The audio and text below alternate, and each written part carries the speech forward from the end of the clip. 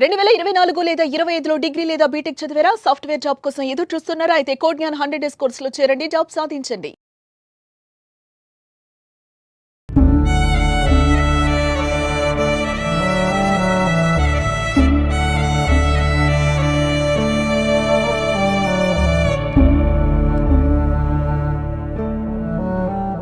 Hi, hello, నమస్తే. Welcome to Suman TV.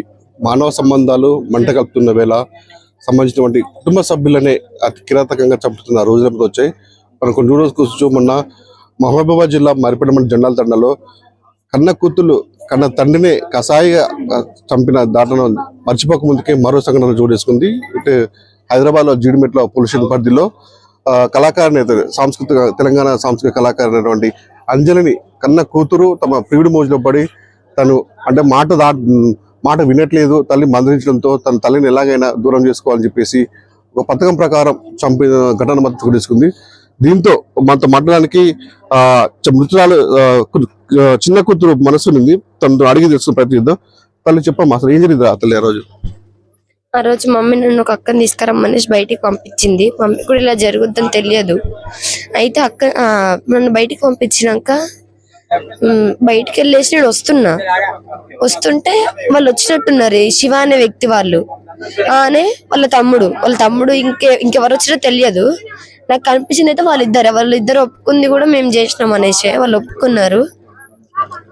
వాళ్ళు ఏం చెప్పారంటే, నేను ఇంటికి వచ్చి చూసినప్పుడు అక్క బయటికి వచ్చింది. నాకేం అర్థం కాదు అక్క బయటకు. నేనేమనుకున్నా అంటే అక్కయ్యకు ఆ అబ్బాయికి ఎప్పుడు ఎన్ని సంవత్సరాలు పరిచయం ఉంది, అసలు ఎలా పరిచయం? 8 నెలల పరిచయం ఉంది.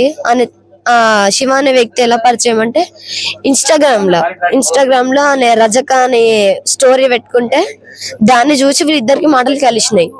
ఈ 8 నెలల పరిచయాన్ని ఎన్ని నెలలు అమ్మ ఇంత కష్టపడి పెంచింది, నాన్న లేకపోయినా ఇంత కష్టాలు పడి పెంచింది అమ్మ. అలాంటి అమ్మని చంపేసిర్రు అందరు కలిసి.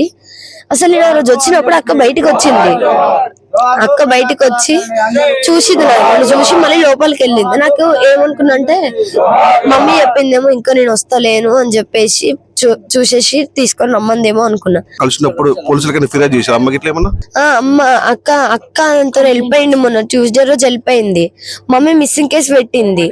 కేసు పెడితే పోలీస్ వాళ్ళు ఏం చేసిరంటే ట్రాప్ చేసిరు అనే ఫోన్ ని. ఫస్ట్ అక్క డాడీ ఫోన్ తీసుకుపోయిందేమో అనుకున్నాం మేము, కానీ ఫ్రిడ్జ్ పైన ఉంది ఆ ఫోన్ లో సిమ్ లేదు, సిమ్ తీసేసింది. వేరే ఫోన్ ఉంటది ఇంట్లో, ఆ ఫోన్ వేసేసింది. దాని తర్వాత ఆ శివ అనే వ్యక్తి ఫోన్ ని ట్రేస్ చేస్తే నల్గొండ అని చూపించింది. అక్కడికి వెళ్ళినాక అక్కడ చెన్నూరు అని ఉంటది. వాళ్ళ మమ్మీ వాళ్ళ దగ్గరికి వెళ్ళి వాళ్ళ మమ్మీ వాళ్ళు కూడా సపోర్ట్ చేసారు. వాళ్ళ మమ్మీ వాళ్ళు, వాళ్ళ మామ వాళ్ళు, వాళ్ళ అమ్మ వాళ్ళు అందరు కూడా సపోర్ట్ చేసిరు, తీసుకురా నువ్వు అనేసి. వాళ్ళ ఫ్యామిలీ ఎలాంటి ఫ్యామిలీనో తెలియదు, వాళ్ళకి ఒక ఇల్లు లేదు, ఇండ్లు కూడా. శివాల అమ్మ కూడా మీ ఇంటికి వచ్చి పెళ్లి సంబంధం, పెళ్లి గురించి మాట్లాడే సందర్భాలు లేదు, అలాంటివి అసలు జరగలేదు. మమ్మీ అసలు అనే గురించి తెలియదు మాకు. అసలు నిజం పేరు శివనేనా కాదా అది కూడా తెలియదు. అని ఏ క్యాస్టో కూడా తెలియదు. అసలు వాళ్ళకి ఏం రైట్స్ ఉన్నాయని చంపేసారు మా మదర్ ని. ఇప్పుడు మా మమ్మీ ఏం అన్యాయం చేసింది వాళ్ళకు? మా అక్కని వాళ్ళు తీసుకుపోయారు కాబట్టి మమ్మీ మిస్సింగ్ కేసు పెట్టింది. అయితే ఇట్లా మమ్మీ తీసుకొచ్చేసింది కాబట్టి అక్కని వాళ్ళు పెట్టుకొని చంపేస్తే ఇంకోసారి తీసుకురాదు కదా, మేము ఉండొచ్చు, మేము హాయిగా బ్రతకొచ్చు అనేసి ప్లాన్ వేసుకురంట. వాళ్ళ తమ్ముడు చెప్పిండంట, శివ అనే వ్యక్తి వాళ్ళ తమ్ముడు చెప్పిండంట. నిన్న పోలీస్ వాళ్ళు కొడితే చెప్పిండంట, మేము ఇట్లా ఫస్ట్ నుంచి అనుకుంటున్నాం వాళ్ళ మదర్ ని చంపేయాలనేసి. మేము ఫస్ట్ నుంచి అనుకొని ప్లాన్ వేసుకొని ఇప్పుడు చేసేసినాం సార్. వాళ్ళ పెద్ద కూతురు కూడా మాకు సహకరించింది. అట్లనే వాళ్ళ కూతురు బయటకు వెళ్ళింది అనేసి మేము వచ్చి అట్లా జరిగిపోయింది సార్ అని చెప్పినాక సార్ వాళ్ళు లోపలేస్తే ఇట్లా కాలు మీద కాలేసుకొని కూర్చున్నాడు. అక్క ఏడుస్తలేదు, కనీసం ఇట్లా కంట్ల నుంచి నీళ్లు కూడా వస్తాయి అక్కకి. సాయంత్రం నువ్వు ట్యూషన్ పోయి ఇంటికి వచ్చినప్పుడు ఇంట్లో సీన్ పరిస్థితి ఎట్లుందమ్మా? నేను ఫస్ట్ డోర్ వేసాను ఇట్లా దగ్గరికి, మామూలుగా అంటే లాక్ కూడా ఏం చేయలేరు, మామూలుగా ఇట్లా వేసేసారు. 2 డోర్లు క్లోజ్ చేసిరు. అయితే అక్క ఏమైందో అనేసి అంటే ఏం తెలియనంటూ డోర్స్ తీసి నాకు స్మెల్ వచ్చింది. ఈరోజు మండ కదా, ఎగ్ స్మెల్ ఎందుకు వస్తుంది ఇంట్లో, ఏమైంది అసలు? మమ్మీ అన్న. మమ్మీ ఉంటే బయట ఉంటది, లేకపోతే బెడ్రూమ్ లో ఉంటది. మమ్మీ అసలు కనిపిస్తలేదు మాకు, ఎక్కడ కూడా మమ్మీ కనిపించలే. నాకు ఫస్ట్ ఏమైంది తెలియలే. తొందరగా నేను ఉరుక్కుట చూసిన, ఇంట్లోతో చూసిన, అటు ఇటు చూసిన, మమ్మీ ఇంట్లో లేదు. అయితే కిచెన్ లోకి వెళ్ళి చూసిన, మమ్మీ కిచెన్ లో ఉందని ఇట్లా తొంగి చూసే లోపు మమ్మీ ఇట్లా పడిపోయి ఉంది. మొత్తం మమ్మీ శారీ కూడా లేదు, ఇట్లా కొంగు తీసేసి ఉంది. మొత్తం డైనింగ్ టేబుల్ పైన ఉన్న సామాన్ అంతా కింద పడిపోయి ఉంది. మొత్తం అన్ని మమ్మీ ఏమేమి తెచ్చిందో అవన్నీ కింద పడిపోయి ఉన్నాయి. మమ్మీకి ఇక్కడ దెబ్బ తాకింది. రాడ్ తీసుకొని కొట్టాలంటే కొబ్బరికాయ కొట్టడం కోసం మేము దేవుని దగ్గర సుత్తి తెచ్చి పెట్టుకున్నాం, మేక్స్ కొట్టడానికి దానికి అనేసి. ఆ సుత్తి తీసుకొని కొట్టిర్రు, బ్యాక్ సైడ్ కొట్టిర్రు సరిపోద్దేమో అనేసి. ఇక్కడ కొట్టిర్రు, ఇక్కడంతా మమ్మీకి ఇప్పుడు కూడా కనిపిస్తుంది. ఇక్కడ ఇక్కడ మొత్తం బ్లడ్ వచ్చింది మమ్మీకి. నేను అన్నా, మమ్మీ అక్క వెళ్ళిపోయిందని నువ్వు ఏమైనా చేసుకున్నావా మమ్మీ అన్నా. మమ్మీ మాట్లాడట్లేదు, మమ్మీ గొంతు రావట్లేదు. వాళ్ళు ఏం చేసారో తెలియదు. సంఘటన స్థలంలో ఎంతమంది ఉన్నారమ్మా అక్కడ వాళ్ళతో, అక్కతో పాటు? ఇంకా అక్కతో పాటు నేను వచ్చినప్పుడైతే, నేను ఇంట్లోకి వచ్చినప్పుడైతే ఎవరు లేరు. మమ్మీ ఒక్కతే ఉంది అట్లా పడిపోయి. అక్క నాతో ఉంది, అంటే అక్క నాతో వచ్చింది వాళ్ళ ఫ్రెండ్ వాళ్ళ ఇంటికి మమ్మీ తీసుకురమ్మని చెప్పేసి. అయితే నన్ను తీసుకొని వెళ్ళి నన్ను డైవర్ట్ చేసింది, ఇంటికి వెళ్ళొద్దు అని చెప్పి. నేను అన్నా, నా చేతులు స్టిక్కర్స్ ఉన్నాయి, ఇవి ఇంట్లో పెట్టేసొద్దు, మళ్ళీ వీటిని ఎవరు తీసుకెళ్తారు అంటే, అంతుంటే నేను పట్టుకుంటే అంది. సరే అని చెప్పేసి అక్క నమ్మి వెళ్ళిన. నేను అప్పుడు వాళ్ళ ఇంట్లోనే ఉన్నారనుకుంటా, వచ్చిరని చెప్పింది కదా.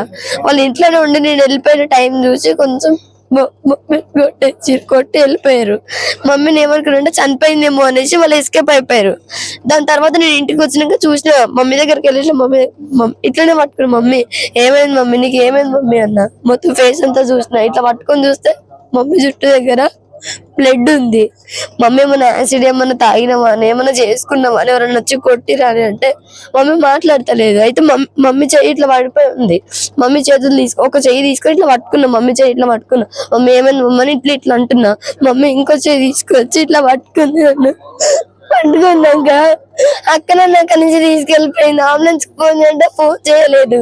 మేము 108 కి ఫోన్ చేస్తే వాళ్ళు కట్ చేసి, మమ్మీ నన్ను ఇట్లా పట్టుకుంది, ఈ చేతులు పట్టుకుంది మమ్మీ. తల్లిని చంపిన వాళ్ళని ఏ విధంగా శిక్షించాలి తల్లి? వాళ్ళైతే బయటికి రావద్దు, నాదైతే ఒక్కటే రిక్వెస్ట్, వాళ్ళు బయటికి రావద్దు. ఉంటే జీవితాంతం జైల్లో అని ఉండాలి, లేకపోతే ఉరి శిక్ష పడాలి వాళ్ళకి. కానీ బయటికి మాత్రం వాళ్ళని వదలొద్దు, వాళ్ళని వదలొద్దు. మా అమ్మని చంపేసినట్టు వాళ్ళని కూడా చనిపోవాలి, వాళ్ళు శిక్ష అనుభవించాలి. ఒక నిండు ప్రాణాన్ని తీసిర్రు, నాకు అమ్మ లేకుండా చేసిర్రు.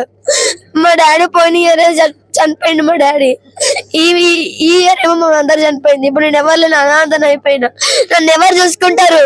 వాళ్ళకి ఏం రైట్స్ ఉన్నాయో చంపేసారు మా మమ్మీని. అసలు ఊరు నుంచి తీసుకొచ్చినాక పోలీస్ వాళ్ళ దగ్గర ఉండే, ఆయనేమో పోలీస్ కస్టడీలో ఉండే. అయితే ఆయన మొన్న సాయంత్రం వదిలేసిరంట కస్టడీ నుంచి. ఎందుకు వదిలేసిరు అసలు? నిన్న కోర్టుకి వెళ్ళదు ఉండే మమ్మీ వాళ్ళు. కోర్టుకి వెళ్తే సాక్ష్యం చెప్తుంది అనేసి మొన్న మండే రోజు వచ్చి ఇట్లా చేసిరి, ఈ పరిస్థితి తెచ్చిర్రు. మేము ఇప్పుడు మొత్తం నాకు ఏం చేయాలో అర్థమైతలేదు. మమ్మీ కొనువు పెడతాను ఉంటే కూడా మమ్మీ చున్నీ తీసుకొని అక్క ఇచ్చిందంట, అక్క చున్నీ ఇచ్చాను తీసుకొని మమ్మీ కొనువు పెడుతూ ఉండే. లేచి కూర్చుందంట మమ్మీ. నాకు దెబ్బ తాకిందంటే వెనకాల చూసుకుంటుంది, నేను చూసిన మమ్మీని. అప్పుడు వాళ్ళు మమ్మీ కనిపించకు అని చెప్పారు. అయితే నాకు భయమైంది, నిజంగా వాళ్ళు చెప్పినట్టు ఏమన్నా అయిద్దేమో అనేసి నేను ఒక అక్క వాళ్ళ ఇంటికి వెళ్ళా. అప్పుడు అక్క ఏం చేసిందంటే, వాళ్ళే ఒప్పుకుంటారు, ఇట్లా పోయేటప్పుడు చున్నీ అన్న చేతికి ఇచ్చిన, చున్నీ అన్న చేతికి ఇస్తే మమ్మీ కూర్చుంటే మమ్మీ మెడకేసి గట్టిగా లాగితే మమ్మీ జన్మేలా పడిపోయి.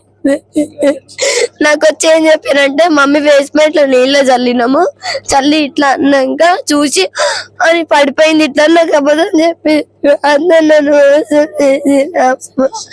అమ్మ నెక్ దగ్గర కూడా అమ్మ చైన్ ఉంటే అమ్మ చైన్ పట్టుకొని కూడా ఇట్లా టైట్ చేసిరు. ఆ చైన్ కూడా తెగిపోయి ఉంది మమ్మీది, ఇప్పుడు లోపల ఉంది అది నా దగ్గర. ఆ చైన్ తెగిపోయి ఉంది, ఆ చైన్ ని కూడా టైట్ చేసి పట్టుకున్నారు. ముగ్గురు కలిసి హత్య చేసేసారు. సీఎం రేవంత్ రెడ్డి గారు మాకు న్యాయం చేయాలి. అందరూ వాళ్ళు మాత్రం బయటికి రావద్దు. ఇప్పుడు మా మమ్మీ పరిస్థితి ఎట్లుందో వాళ్ళ పరిస్థితి కూడా అంతే కావాలి.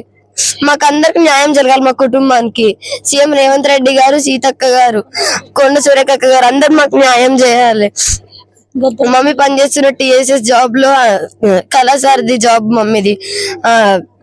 గద్దర్ వెన్నెల అక్క కూడా మాకు న్యాయం చేయాలని కోరుకుంటున్నాం. వాళ్ళు మాత్రం బయటికి రావద్దు, పడితే ఉరి శిక్ష పడాల ముగ్గురికి. వాళ్ళు బయటికి రావద్దు, వాళ్ళ ఫ్యామిలీని కూడా పట్టుకోవాలి అందరూ. వాళ్ళ ఫ్యామిలీ కూడా సపోర్ట్ చేసింది, ఆ చిన్న అమ్మాయి చూడు ఎంత దీనంగా ఏడుస్తుందో. తల్లి విషయం పక్కన పెట్టుకొని కూడా తన తల్లికి అయితే ఏ విధంగా అయితే ఏది చేశారో వాళ్ళని కూడా ఆ విధంగా కఠినంగా శిక్షించాలని చెప్పేసి ముఖ్యమంత్రి రేవంత్ రెడ్డి కూడా ఈ విషయంపై తన జోక్యం తీసుకుని నిందితులను కఠినంగా శిక్షించి తమకు న్యాయం చేయాలని చెప్పి కోరుతున్న పరిస్థితి ఉంది.